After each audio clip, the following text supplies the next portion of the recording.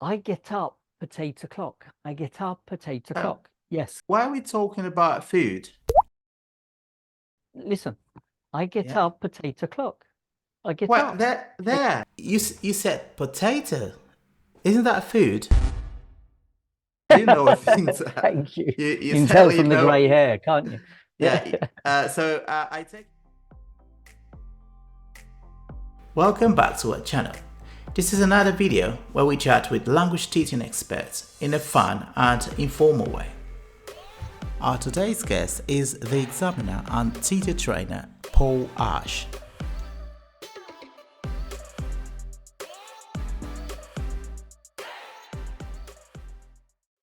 Paul, you got quite an impressive education background, and you're an education leader, consultant, ELT author, copywriter, teacher trainer, examiner, moderator, e-learning developer, and the list goes on. Yeah. I just haven't got time for anything really. Yeah. Okay, and on But top of it, enjoying every you're quite fluent in Spanish, well, fluent. Chinese. I mean, that's pretty fascinating. To be honest, I never thought it was even possible to do half of it in a lifetime.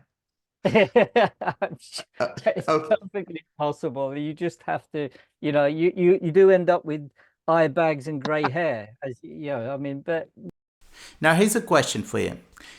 Tell us a little bit about what initially drew you to teaching. good question. And another anecdote. That's my wife is to blame for that one. Okay. Yeah. So love, They always. love not only of teaching, but love of a woman.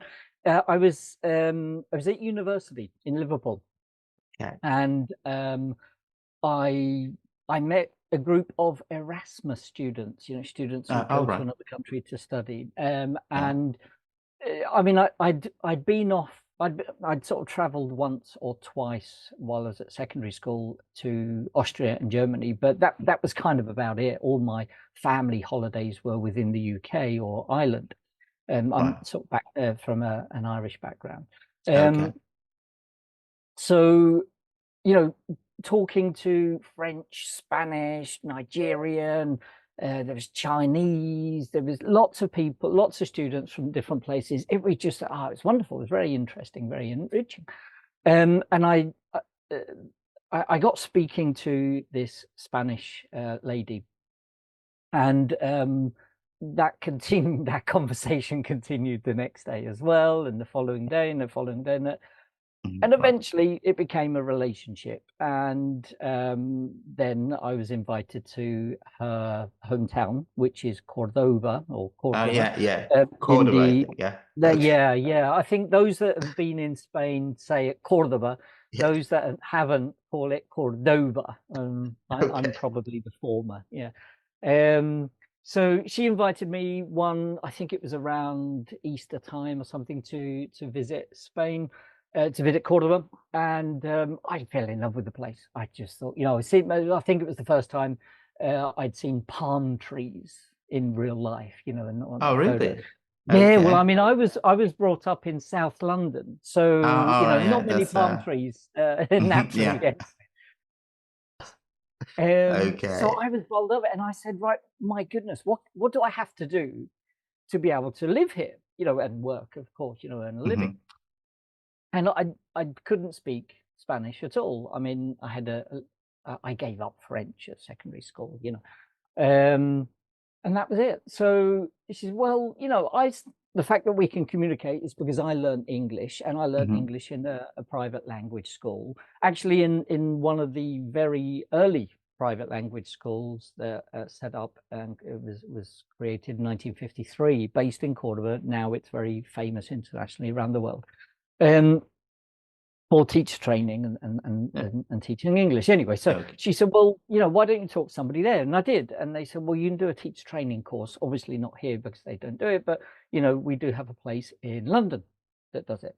Brilliant. Hmm. Right. So I applied for a teacher training course, the CELTA, it was Mm. called. Yeah.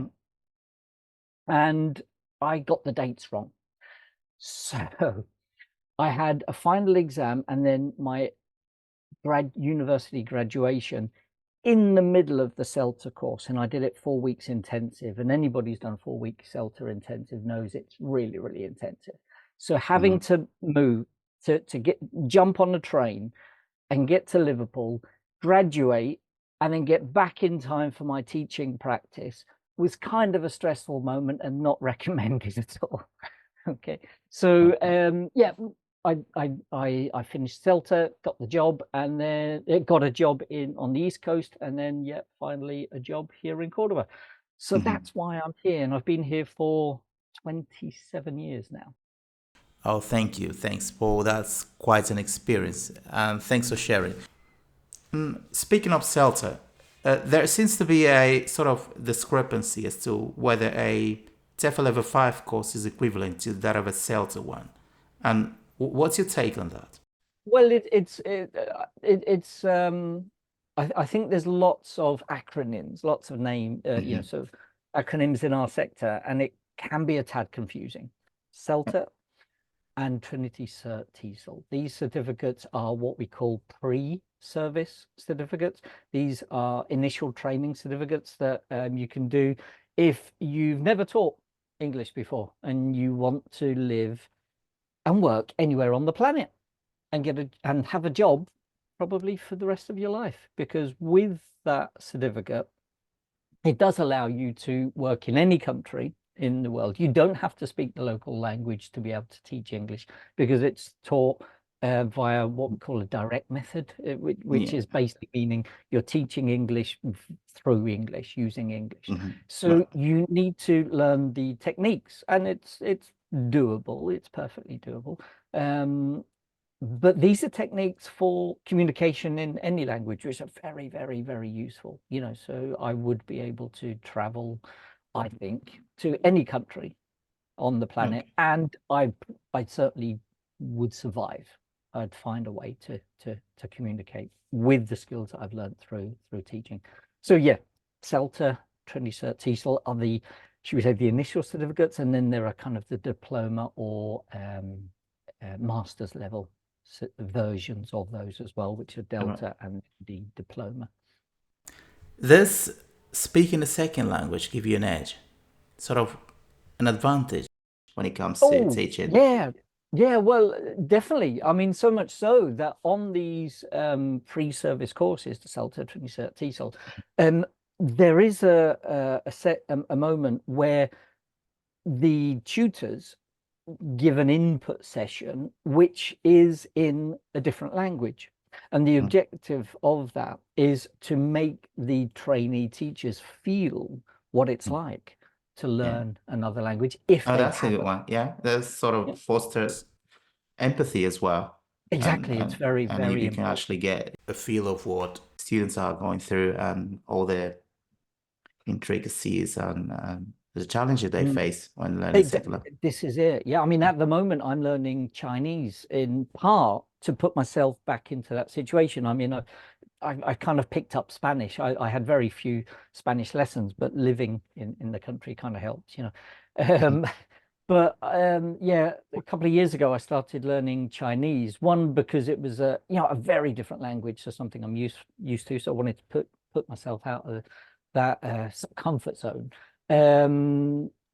It's some language it's always I've always found interesting, and also then to put myself back into the situation of the student, you know, and put them in the student shoes. And I've realized, wow, I've learned loads, not just because I learned Chinese.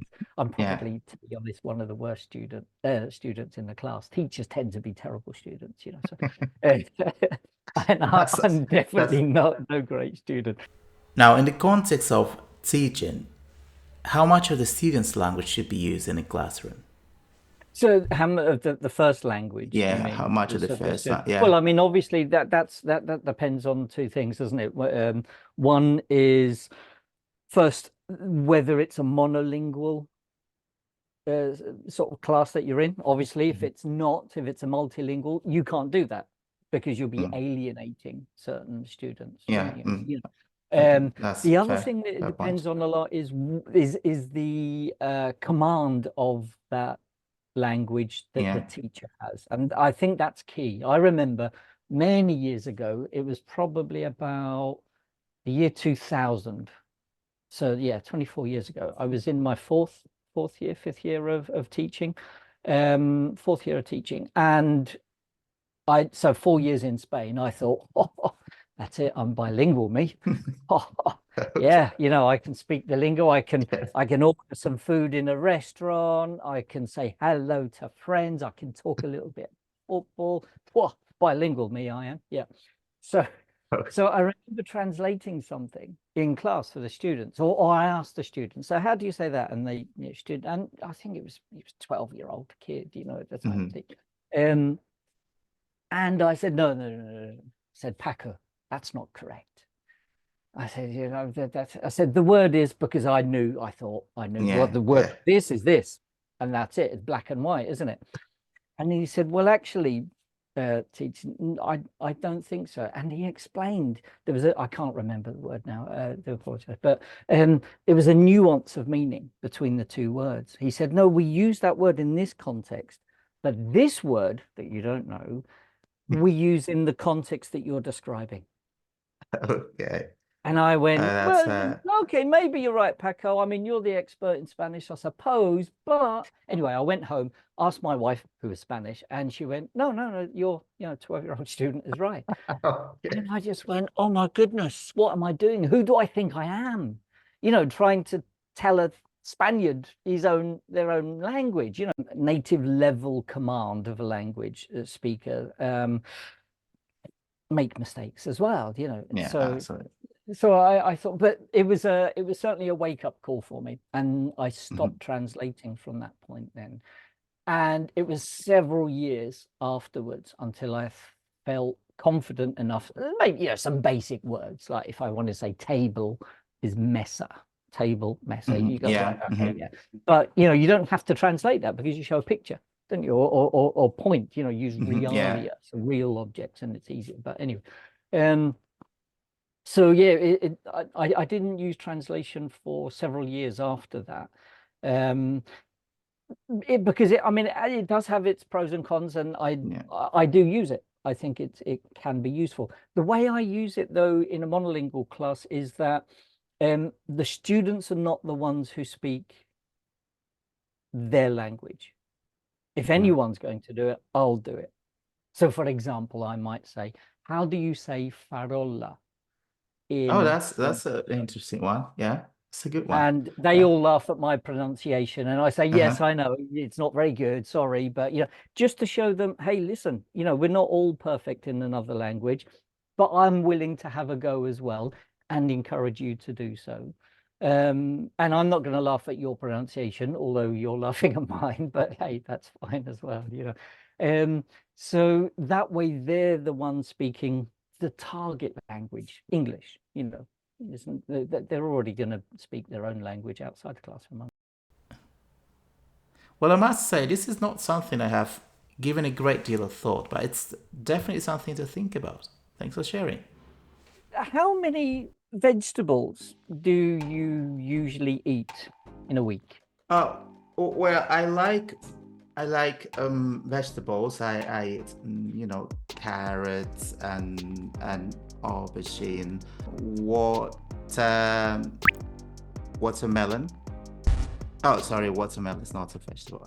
And you're examiner for Cambridge, isn't it? Is it Cambridge examiner? Cambridge Yeah, and you're Trinity. and Yeah. Trinity as well. Well, that's interesting. It kind of reminds me. I used to work for an academy where there used to be a Trinity examiner coming up, and after the exam, he would normally give us some feedback, things we had to work on, with students. And I used to really, really enjoy every bit of it because, it felt very much like this online training we get these days, especially at the time when, internet wasn't widely or at least easily available. I think being an examiner, though, is very useful. If you are an English teacher, I would encourage, and that was my first step. I think my first step in professional development was there was an offer from the local examining centre, and they said, look, we're expanding, there is more demand, we need examiners, would anybody interested? And yeah, the staff room that I was in, most of them said, nah. And I said, well, why not? This is a great opportunity. We're preparing students for these exams, you know. So Yeah. the insights that you get really then help you to help your students. Now, obviously, Absolutely. you're not, Yeah. you know, you sign a waiver, you can't share the, you know, sensitive material. That's obviously that's normal. But knowing, you know, you have to know the criteria better. What does that Yeah, mean? Well, absolutely. it means then I can explain to students, you know, don't, you know, try this, Yeah. don't do that. You know, why not think about this? You know, without it being too overly trained. You know, it has to be natural as well, and the students have to be able to do this spontaneously and naturally. But, you know, I think it's a useful insight. So I'd encourage teachers that, you know, to approach their local examining centre and say, are you looking for more examiners? You know, if you are, keep me in mind. Okay. There's this saying, if it ain't broken, don't fix it. Would you say, yeah, would you say this applies in the language teaching field? Yeah, that's a very good question. I remember talking to an academic manager or director of studies, whatever term you want to call them, many years ago. I was drafted in to help a private language school, and in their expansion and open up a new premises and big building. And he, in a meeting, he said the same to me. I said, well, you know, we could do this, we could do that, and I probably very excited about the new role. I was full of ideas, and he said, well, why? Because, and he repeated that sentence, well, you know, if it ain't broke, don't fix it. And I said, well, possibly, yeah, but I said, if we were to carry on that philosophy, yeah, why would you want a fridge? You know, if that's what we got, we're using salt to preserve, or we're cooking, and you know, Yeah, that's subjective. you know what I mean. Okay.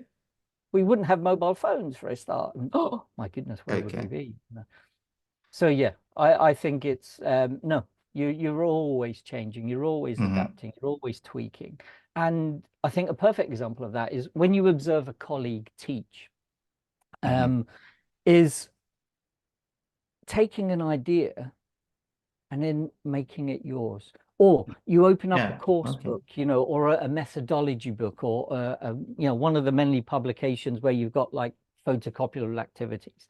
I think I've always looked at them and went, great idea, but how can I make it mine? How can I tweak it, adapt it, whatever? I'll always reference that material because that's where the original idea come from, obviously. Otherwise, it's called plagiarism. But you know, I need to adapt it to my teaching style, my teaching preferences, my learning preferences, my learners as well. You know, why would I talk about going to, I don't know, Japan? My students will never probably go, or never, you know, why don't I change the word, make it about their village, their town, their city, their favorite, whatever. Thanks for those insights were absolutely brilliant and super helpful. Thanks for sharing. Now I'd like to ask you to play a couple of games with our viewers. The first one focuses on idioms. You know, since most of them are students, I thought they'd appreciate reinforcing their knowledge on this subject. Now here's how it works. I'll give you an idiom with a missing word, and your task is to identify the missing word and say what the idiom is. You can also explain or share some insights into its origin. Now for viewers watching this video, try typing your answers before you hear them from Paul. You're in? Oh no, ready as I will ever be. Yeah, fingers Okay. crossed. I get it right. All right then. Here's the first one. Don't put all your what's the idiom Good. then? Don't put your eggs, or all your eggs in one basket. Could that be it? All right, and the answer is Uh-oh. it's correct. All Phew. right. So, any insights on the origin of this idiom? The And origin of that, well, it's, yeah, I suppose eggs was highly valued. I mean, I don't know the etymology of it, I'm afraid. yeah, Um, the I remember in Ireland, back when my mother was a child, she would tell me that the head of the family. It was, patriarchal. So the working father would come home, and there would only be one egg in the house, or one Oh, of the children would be sent down to the local shop, market, or something to buy the one egg, and okay. the father would get the egg. That would be his, his lunch or something, and All or right. his dinner. And while all, the rest of the family were sort of looking on, the idea is that, well, probably, you mentioned my career to date, where I'm, Yeah. teaching English, teacher Mm-hmm. training, examining, maybe materials writing. Mm-hmm. The question is, well, if I had a salary coming from just one source, Yeah. and that one source disappeared, Mm-hmm. well, how do I pay electricity bills and the rent or the mortgage or whatever, and food? Mm. Oh, well, if I'm getting money from one source, but supplementing it with other smaller sources, if that Yeah. one source disappears, well, I have other smaller sources. And I think society is moving towards that, well, has been for several years, moving Yeah. towards that kind of framework where it's, Mm-hmm. just the Yeah, one you can't just source rely of on income. your yeah Yeah. Yeah. income. Um, so yeah, don't put Single. all your expectations or something in one place. Maybe spread it. All right, that's fantastic. Okay, thank you. So here's the next one. He let the cat out of the. Let the cat out of the bag. I'm glad you're giving me Okay. some nice easy All ones right. there. Yeah. And the answer is, Oh, did I get it correct? you see, so just some of the user will be, Yeah. participating as well. Yeah, having the guesses. Oh, so the answer is correct. Super. All right. Yeah. So, any insights, I know around the origins of this? Well, yeah, again, etymology, not sure of that.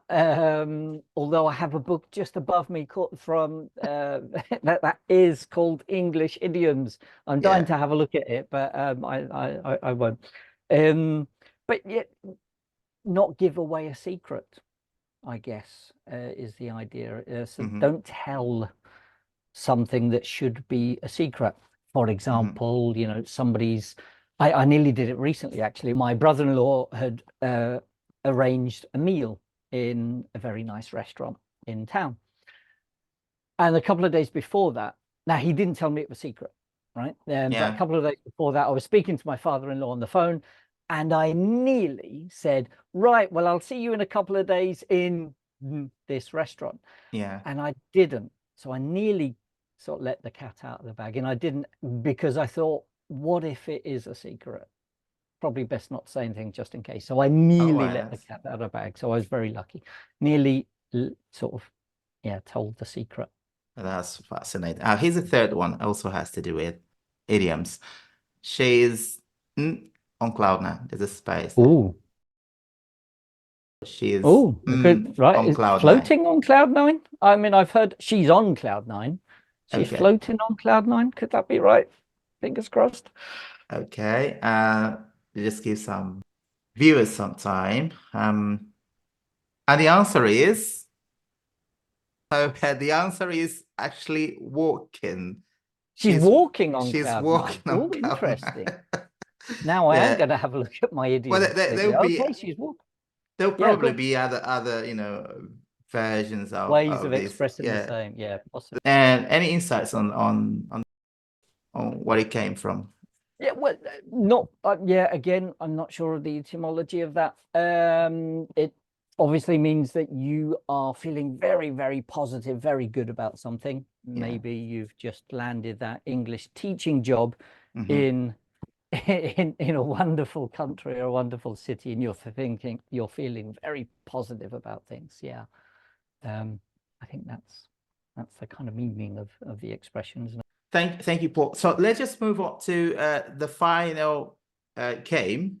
I just read out a statement, and yeah, you just have to tell me whether it's true or false. Okay. So Esperanto is the most widely spoken constructed language in the world. True or false? Yes, because of the word, I think true because of the word constructive. Okay. And and the answer is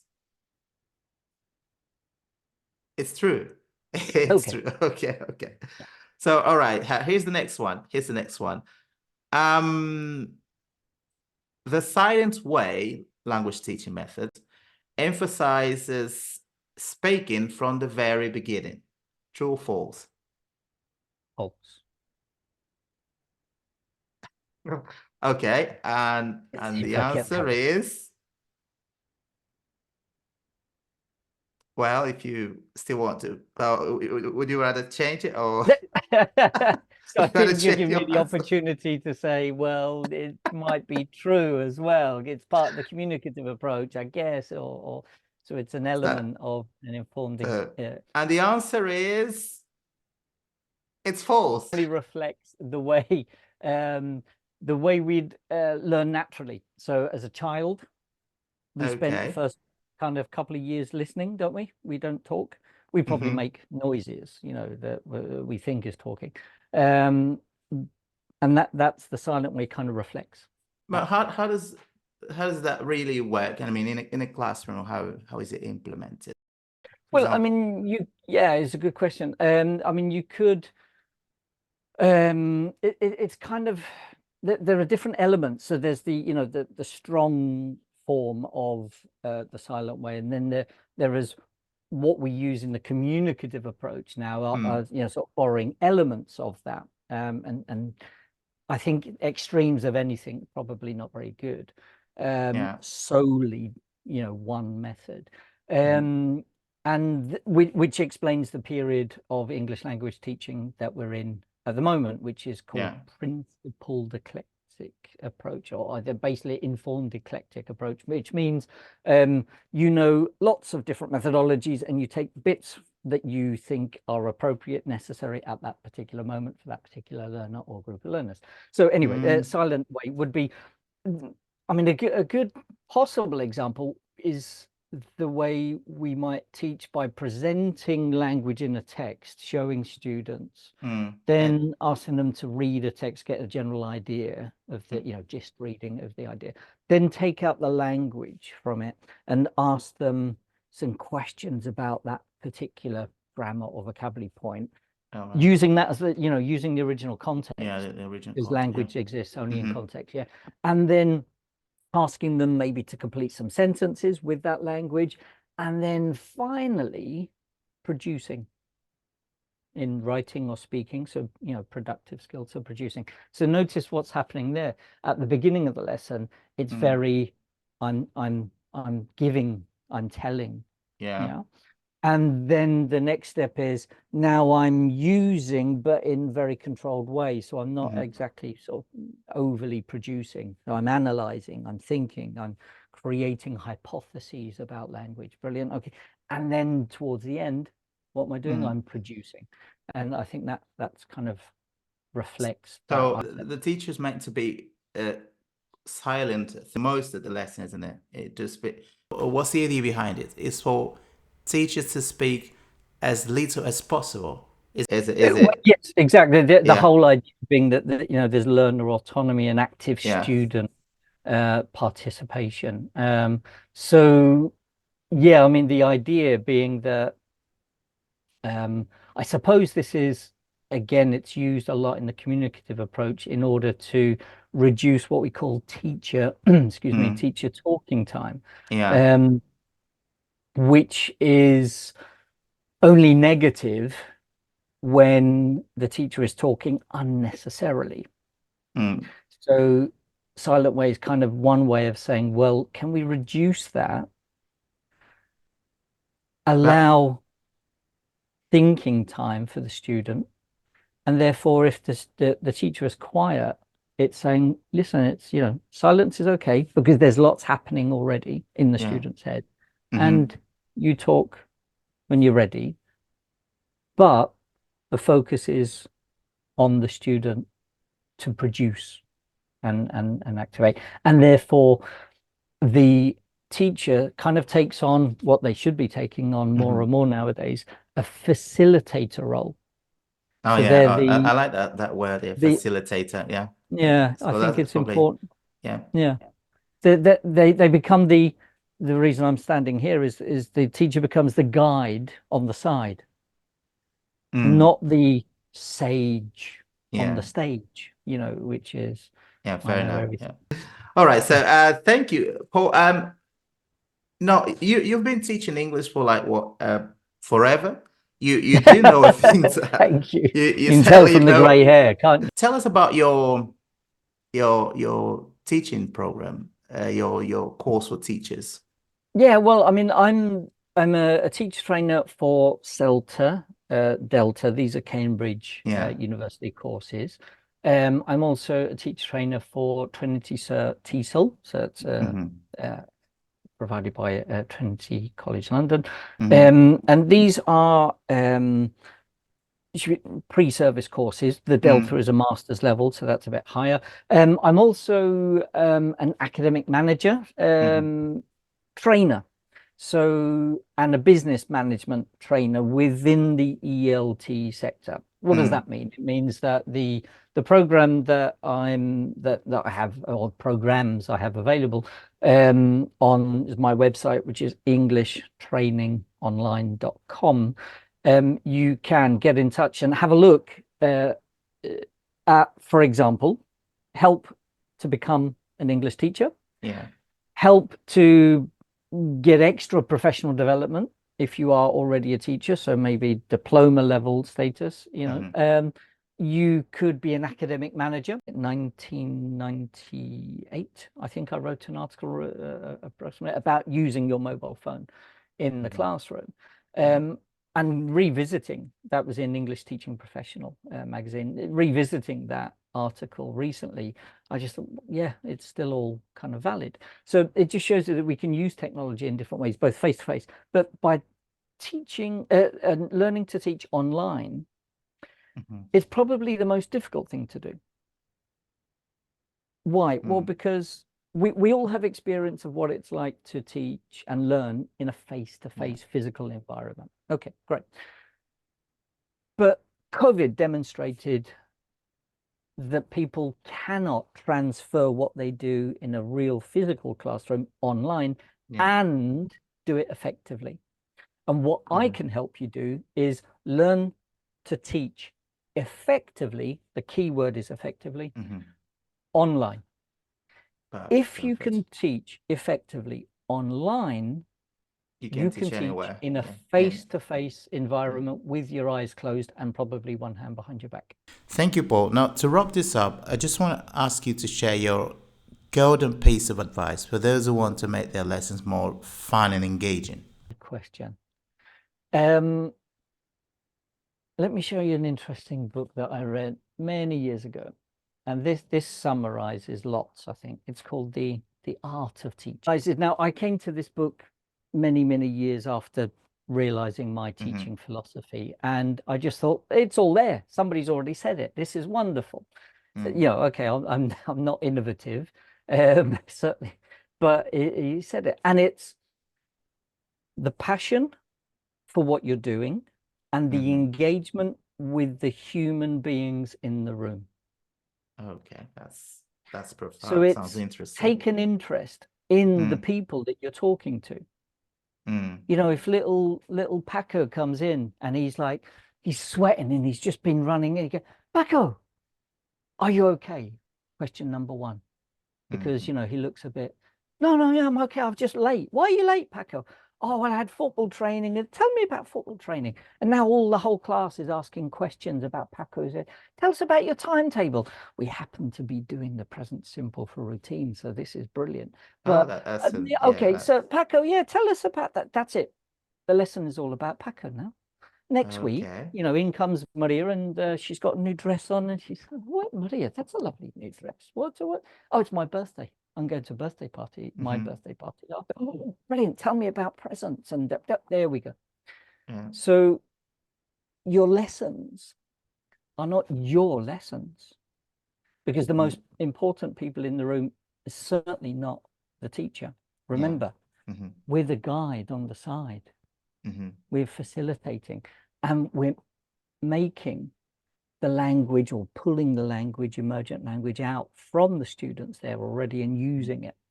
And if you think about your best teachers, think about the teachers you've had in your life, and now put a few of them together, and then take out the things that made them good for you. This is subjective, okay, and list them.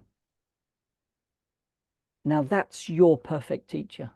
Now Yeah, you you're have your more than goal. likely to find out that it's, is this human connection and this interaction. Exactly. And I think it's actually allows for students to learn in a more natural way. Yeah, great. So how about a piece of advice for those who want to reach fluency? You got any? Okay, good question. This is the $1 million question, isn't it? And basically, what is fluency? It's a very difficult term to define. So everybody has their different ideas. But if you listen to me now talking, you could say that I'm speaking fluently because I'm speaking non-stop and connecting my sentences. I'm using different, we could say different alternative strategies to get time to think. Right. Let's just analyze what I did. I used intonation to get time to think. So I said, well, there are different. Now that little extra time is giving me more thinking time. I repeated words. So I reformulated. I said different or alternative. Just that repetition. I'm not adding any more information, but the repetition gave me more time to think. Yeah. Okay. I didn't speak quickly. There's no fluency is not speaking quickly, and this is the big, I think, mistake. Okay, that's a good Speaking one. Yeah. is not speaking fluently is not speaking quickly.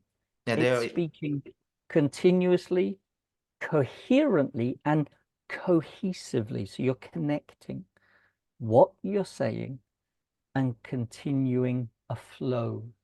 The flow, like a river, can be slow or it can be very fast. It really doesn't matter, or it depends at certain moments.